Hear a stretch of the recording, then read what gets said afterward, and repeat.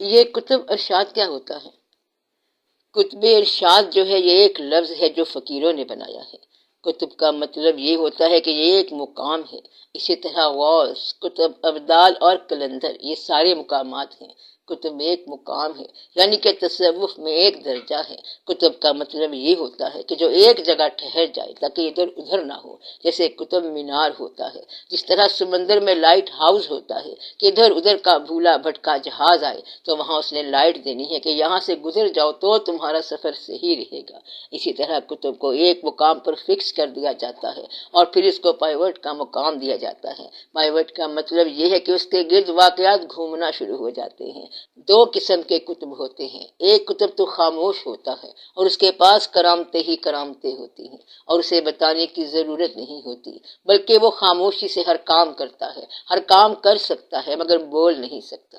تو یہ کتب کی ایک قسم ہے جو سارے کام اللہ تعالیٰ کی منشا کے مطابق کرتا جاتا ہے اور اسے بولنے کی ضرورت ہی نہیں ہوتی، بس وہ کام کرتا جاتا ہے تو وہ کارگر ہوتا ہے۔ اور دوسری قسم یہ ہے کہ ایک کتب ارشاد ہوتا ہے، اس کا مطلب یہ ہوتا ہے کہ ہر چیز کی وضاحت پیش کرتا جائے تاکہ لوگوں کے خیال میں سفوکیشن نہ ہو، گھٹن نہ پیدا ہو جائے اور خیال کو دھواں یا گرد نہ لگ جائے۔ تو وہ لوگوں سے گفتگو کرتا ہے اور ان کے خیال کو وینٹیلیٹر لگا دیتا ہے، روشن دان لگا دیتا ہے، ان سے باتیں کرتا ہے اور نتیجہ وہی ہوتا ہے جو کتب عالم کا ہوتا ہے۔ تو یہ اپنی کرامتیں کرتے ہیں اور بڑے کارگر ہوتے ہیں۔ عام طور پر ان کے پاس لوگ جاتے ہیں، کام ہو جاتا ہے اور بولنے کی ضرورت کوئی نہیں ہے، مگر کبھی کبھی زندگی میں بولنا بہت ضروری ہو جاتا ہے۔ اس وقت پھر اللہ تعالیٰ کی طرف سے انہیں نامزد کر دیا جاتا ہے اور اس کو کتب ارشاد بنا دیا جاتا ہے۔ پھر کہا جاتا ہے کہ یہ صاحب ارشاد ہوگا، اس کی بات میں طاقت ہوگی، اس کی بات میں وزن ہوگا، اس کی بات میں صداقت ہوگی۔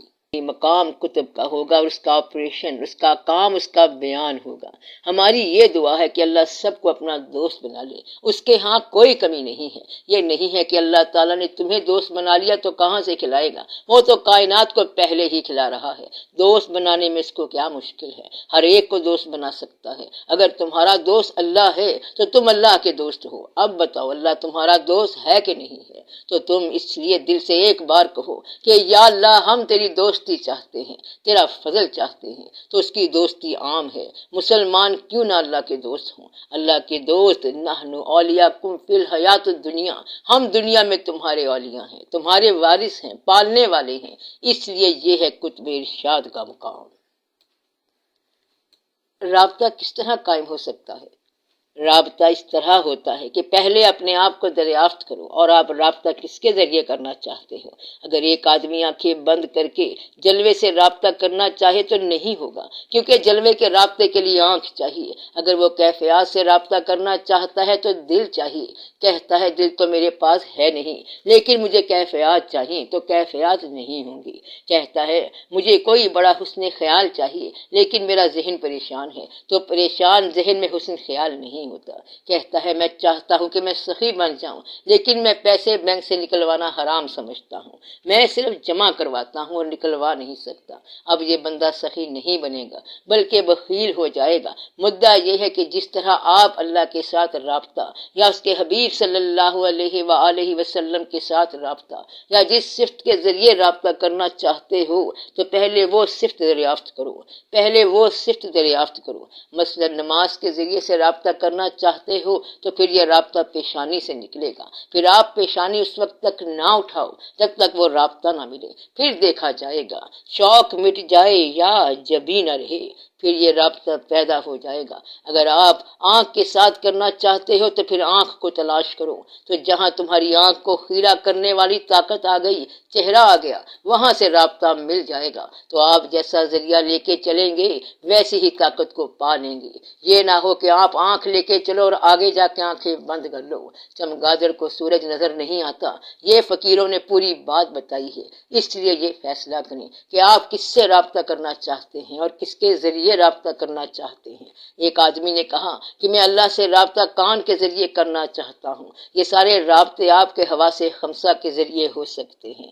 یہ جو سارے آپ کے حواس خمسہ ہیں، بولنا، سننا، دیکھنا، سونگھنا، احساس، دل، دماغ، سب چیزیں اس میں شامل ہیں۔ تو اس شخص نے کہا کہ میں کانوں کے ذریعے اللہ سے رابطہ قائم کرنا چاہتا ہوں، اور پھر بیٹھا رہا اس کے سامنے، اور پھر بیٹھا رہا اس کے سامنے سے جلوے کی طاقت گزر گئی، لیکن اس نے نہیں دیکھا، اور کہنے لگا وہ تو آنکھوں کو جلوہ دکھا رہا ہے، لیکن میں کانوں والا جلوہ چاہتا ہوں۔ تو اس کو تو کانوں والا جلوہ چاہیے تھا۔ پھر اس نے دیکھا کہ ایک تار چھڑا ہے، تنبورے کا، ستار کا تار، اور وہ سٹ پٹا اٹھا اور بولا، خشک مغز و خشک تار و خشک پوست، اس کے جامی عائد ہیں آواز دوست، یعنی کہ تار کے اندر سے اس کو دوست کی آواز آ گئی اور طرف اٹھا، کہتا ہے کہاں سے یہ آواز آ رہی ہے، یعنی کہ خود اسی کے اندر سے آواز آ رہی ہے۔ مولانا روم رحمت اللہ نے جب آواز سنی تو کہا، وشنوز نے قائت می کنند وازیج دایا شکایت می کنند،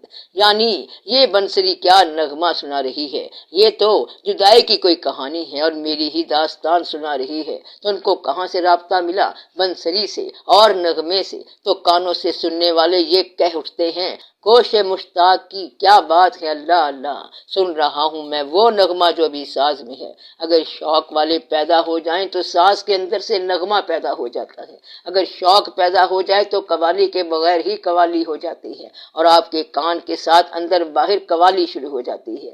یعنی کہ آپ اپنے آپ کو درست کرو کہ اسے کیسے دیکھو گے، اس کی تلاش کس ذریعے سے کرو گے۔ میں نے پہلے بتایا تھا کہ اگر پیسے لے کے جاؤ گے تو وہ لینے والوں میں آئے گا، پیسے لینے جاؤ گے تو دینے والا بن کے آ جائے گا، سجدہ کرنے جاؤ گے تو وہ مسجود ہے، اور اگر کافر ہو کے اس کی تلاش کرو گے تو پھر تھوڑی سی الجھن ہو جائے گی، زیادہ الجھن بھی ہو سکتی ہے۔